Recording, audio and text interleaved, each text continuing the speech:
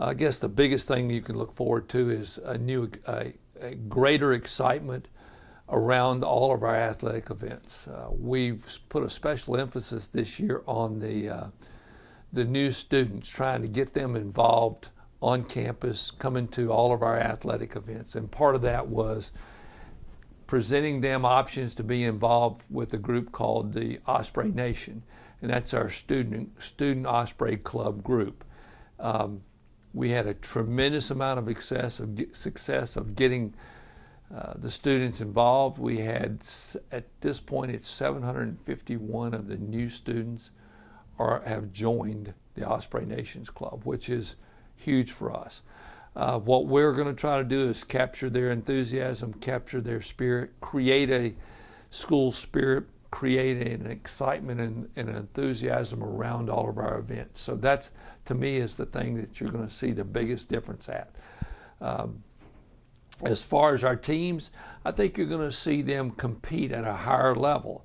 I've told all of our teams this is our beginning our fourth year of being Division I. We now have had 3 years of solid recruiting at the Division I level. So I feel like we should move up in every sport and be very competitive in our conference championships within the ASUN and just in the general standings of our league. Absolutely, we're going to have them connected through our social media. We're going to do some special events through tailgating for the Osprey Nation group. You know, again, special seating at our athletic events, being able to do some things like that. You know, giving them the T-shirts that said Osprey Nations on it that identify them as that group. We've still got some things in the works we're working on, but all the special events that we can create.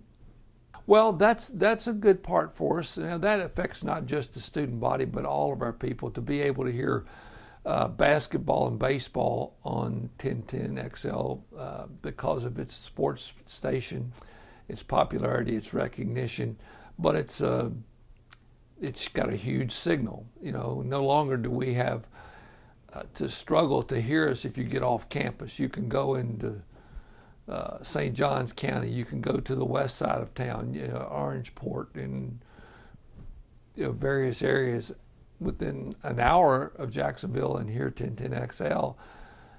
Gives us credibility, and it's a multi-year deal, so that also helps us be consistent because we've had to jump around radio station to radio station until now. It allows us to be more attractive to people who want to market with the University of North Florida Athletics through radio sponsorships and those kind of things.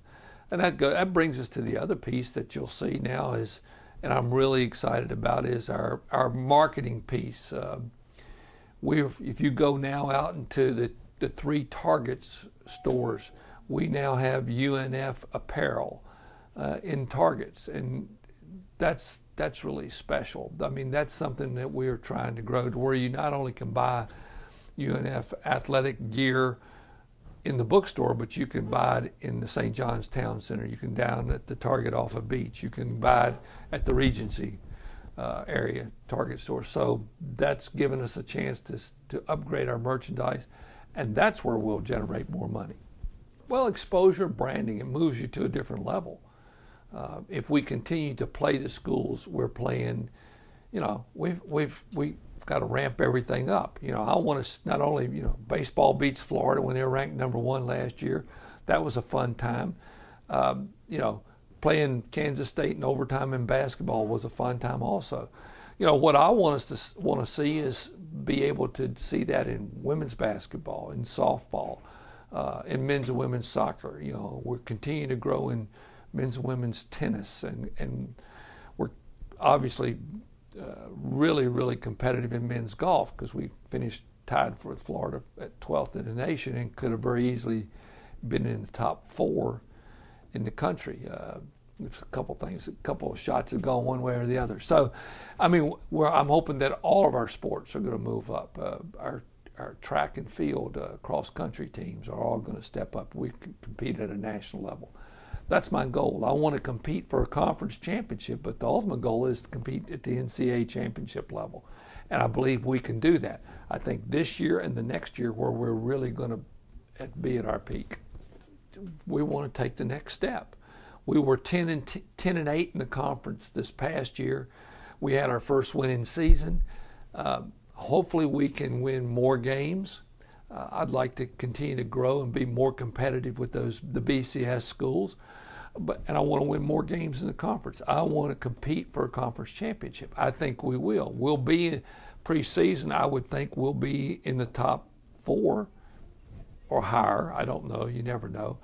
But we've got 5 seniors that have been around. We've got a real good nucleus of young players. I hope that we can be very, very competitive on that side for the men. And if you do that, then I hope our crowds are going to get bigger. I think we will with this Osprey Nation group and the other students that are involved, the upperclassmen that have been supporting us. I mean, we already, last year, we averaged the highest student attendance of anybody in the ASUN. That's a pretty good statement. So what that number was? It was right at 800. Right at 800, okay. And if, right now we've got 750 Osprey Nation people, not counting the returning group, or we've not made a push to this point yet for me to go out and talk to the Greeks and the on-campus upperclassmen. We haven't gone into the dorm areas and to see who of those people want to get involved. So, I mean, if you get, all those Osprey Nation plus all the Greeks coming back like they have, we could easily get to averaging 1,500 at a game. If you do that, you're filling 2/3 of the lower seat sections that in the arena, which that would, on a regular basis, would create a great atmosphere for college basketball. And that's what we're getting. We're trying to create experiences that are going to last a lifetime, that are going to build the athletic sports experience at UNF to make us a solid Division I program, like a Gonzaga, like a Butler, like a VCU. You got to get there and you got to win, and then once you win, that enthusiasm is going to take off, and that's what's going to be fun. Josh Baker is our representative to the students, so he does. In the past, we try to figure out what everybody wants. He visits with student government leaders. He visits with the interfraternity council leaders to see what they'd like to do, how they'd like to do the things, tailgating and what they want to see at events. Yeah, we do that. And they love, our largest attended baseball games last year were Toss It Back Tuesday, the dollar beer nights. And that was our largest students. Well, that's a pretty good deal, and it's a lot of fun, and they come and have a good time. And so, we try to do things that the students like and enjoy being in. Financially, it's a huge undertaking. We're still growing. I've got to get that. We have 19 sports now. We added women's golf and sand volleyball, by the way, and sand volleyball won the first ever conference championship. So that's a good thing. We want to be competitive and at the highest level. And to do that, you have to fund it at the allowable limits of the NCAA. And we're not there yet. Across the board, we're not there yet. We need more scholarship dollars in men's soccer, women's soccer.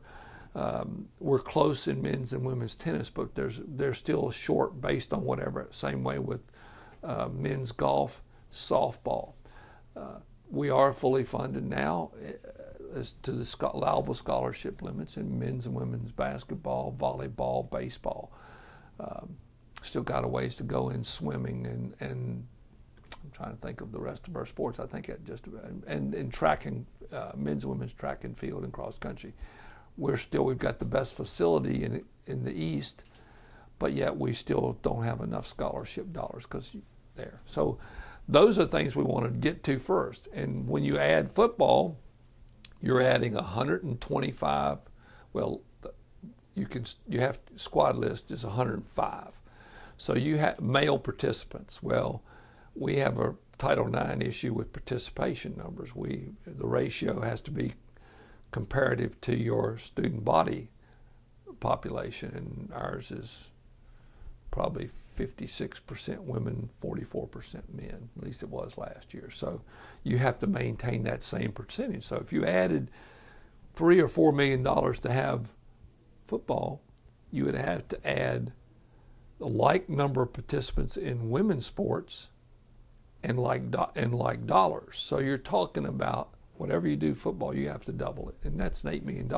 Our total budget's right a little over $8 million for 19 sports. So that's what throws you out of whack. Now, if I could get, unbelievable amount of money from somewhere, then we could do it, and it would really make us similar to what UCF's done. But you've got to have that commitment, and the enrollment's got to go way up.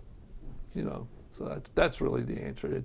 I'd love to see it at some point, but in reality, until we get a lot of money, If you guys